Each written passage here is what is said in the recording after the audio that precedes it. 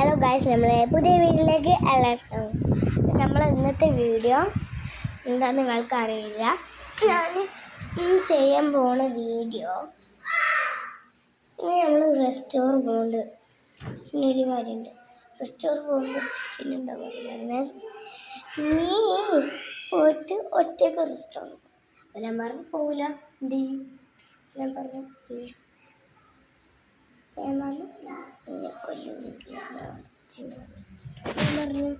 ഫ്രിഡ്ജിൽ ഉള്ളിലായിട്ട് ഞാൻ പറഞ്ഞു എനിക്ക് പറ്റില്ല. എന്ത് അപ്പം ഞാൻ മുട്ടായി തിന്നാൻ പോവാണ്.